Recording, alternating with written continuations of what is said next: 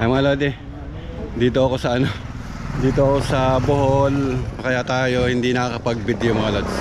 So try ko mag-video ngayon. So may mga nakikita akong ngayon dito na katulad din sa mga electrical, sa mga ginagawa natin. So dito, nakikita ko din sa mga transformer is line to ground dito mga lods, line to ground. Hindi katulad dun sa amin, line to line dun sa amin. So iyaano ko lang yung yung papakita ko yung line to ground nung system ng nung electricity dito. Ay mga lodi, yan yung pinakang transformer dito. So makikita nyo dun sa taas, ayan, yung taas, medium voltage yan, then mag step down sa transformer. So medium voltage, hindi ko alam kung 37 or 13.8 kV yung nito, yung karga nito. Pero pag mga ganito kataas, lang to, 13.8 kV lang to mga lods. So magbabari din yan dun sa taas nung fall, kung ano yung karga nung wire na yan mga lods. So medium voltage from 1000 volts hanggang 69 kV. So yun yung range ng medium voltage. Then mas mataas 69, high voltage na yun yung tinatawag na high voltage mga lods. So yun nga mga lods. So doon sa transformer, hinihingal ako mga lods. So dito kami, naglalakad kami dito eh. Ayan, yun yung aking kasamaan. Ayan mga lods. So ito pa yung isang klase rin ng transformer mga lods. So makita nyo doon sa 37.5 kV to, yung galing doon sa taas. So yung sinasabi natin na 13.8 kV is 37.5 kV pala yan. Yung tatlo na yan, 37.5 kV. Then transformer 3 phase. Makita nyo yung wire, may isang wire na bumaba, isa, dalawa, tatlo. Kada isang transformer may isang wire na bumaba. Makita nyo yung green na box, yun yung pinakang donut, yung current transformer.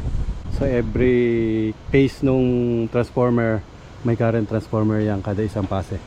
Then makita nyo yung sa isang transformer kumabit sa isang transformer, then this isang transformer, then tsaka bumaba. So yan yung pinaka neutral yan. Yung connection nito is naka-Y, mayroon siya neutral, yung black, ayan yung makita nyo yung connection nya, black yun yung pinaka neutral. Paban yan dun sa loob para makakuha ng grounding dito sa grounding dito sa binibigyan niya ng supply. Ito yung meter nung 3 phase yan, nakahiwalay. Kaya mga lodi, yung tinuturo-turo natin doon sa lugar na yon, doon tayo pumupunta nung pag pumapasok. Isang linya lang yan, ayan. So 37.5 kV rin pala yung karga doon. So ayan, ayan mga lodi, 37.5 kV to, nakalagay sa transformer nitong tatlong wire na tumalad. Ayan, hanggang doon. Papakita ko lang yung linya nung line to ground. So line to neutral yung tinatawag yung dito. So pwede naman line to neutral, pwedeng line to ground. So kasi line to ground. Kaya mga lodi, yan yung transformer dito sa probinsya. Ayan, yan yung transformer sa province, line to ground. So makikita nyo dun sa terminal nya ng secondary, dalawa lang. So kung ang transformer ay line to neutral na sinasabi nyo, ang isang linya doon ay naka-ground mga lods. Sa line to line sa Manila, naka-center top kasi ng ng zero. Bali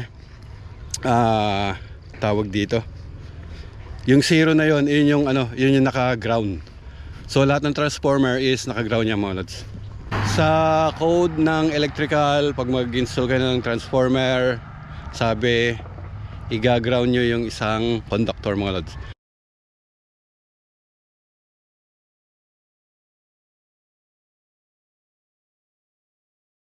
So bakit tinawag ko ng line to ground system mga lods? So sa transformer, sabi ko nga, secondary may dalawang conductor yan para sa secondary. So pag line to ground, so ang isang conductor nun is grounded mga lods. So yung isa hotline, yung isa grounded conductor. So yun yung tinatawag na line to ground system mga lods. So sa line to line, ang naka-grounded na conductor ay yung center top nung dalawang 110 mga lods. So yun yung yun yung zero, then yun yung naka-ground mga lods. Yan yung tumatakbo papunta dun sa mga sa load. Ang transformer kasi na doon. So walang service drop na galing doon na papunta dito sa mga poste na ito mga lods yan. Wala. Ang nangyayari ay rekta doon sa may transformer doon, may mga connection doon. Then pupunta yan dito sa mga ano, dito sa mga kabahayan. Yun yung nakikita ko dito.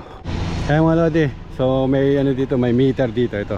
Line to ground to meter na to. Ay mga lodi, yan yung pinaka meter. So ang isa niya na ay incoming. Makikita nyo, ayan. So yung galing dun sa side na yon, incoming yon, bumaba dito. Then yung isa nun, papunta naman dun sa side na yon. So yung pinakang guy wire, yung ground niyan, yun yung pinakang neutral na tinatawag nyo. Then may bumaba dyan na dalawang wire, papunta dito, yung grounding dito. Then umakyat din dun sa ground na yon, ayun, yung nagdalawa na yan. So common lang yung ground, papunta naman dun sa bahay dun. So ganun yung mga style ng ano, ganun yung style nung line to neutral or line to ground na system para dito sa mga kabahay mga lods. So 2 wire lang talaga sila. 3 wire nila binababa.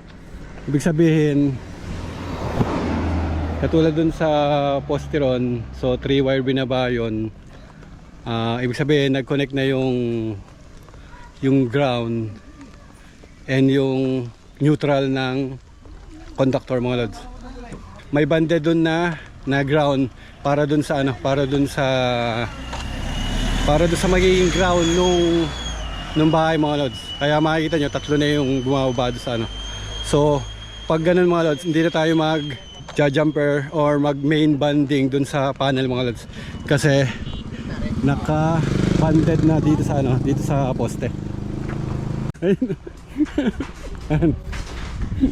Ayun mga lods, bali yun yung transformer, kaya ang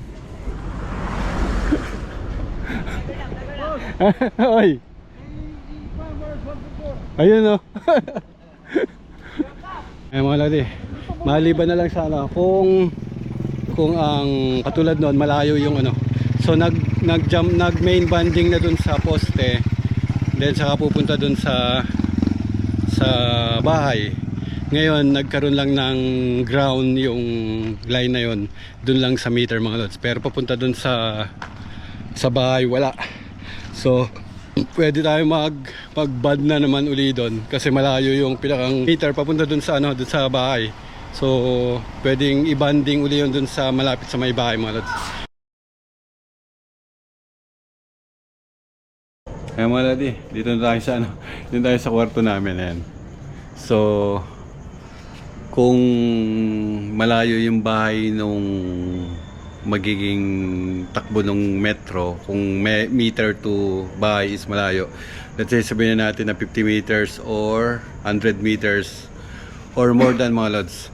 So pinakita natin sa video na nagbanded ang neutral conductor at yung grounding. So yung grounding na yon na nakaband is yun yung pumunta ng ground rod mga lods. So malayo yung magiging ground point nung bahay kung yun yung gagamitin na grounding para dun sa bahay mga lods, kung ang layo niya is 50 meter or 100 meter or more mga lods.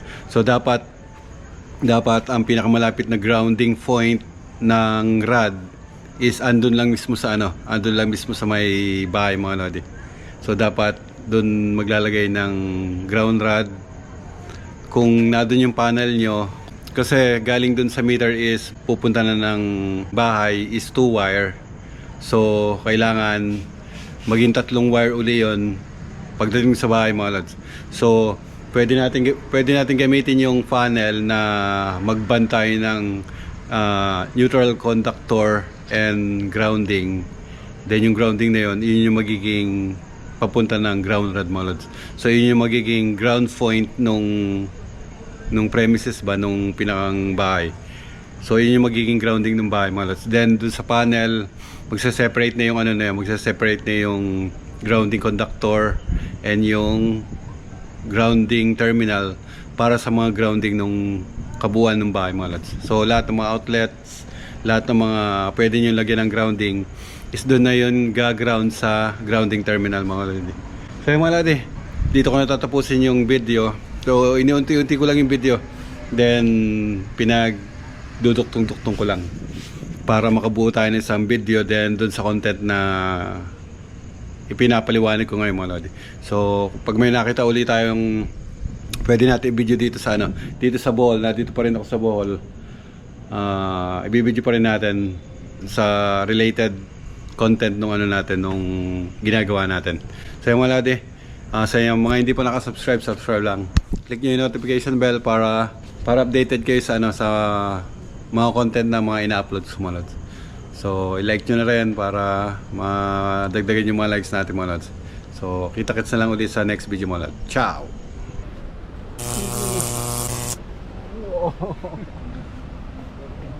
Ayun na.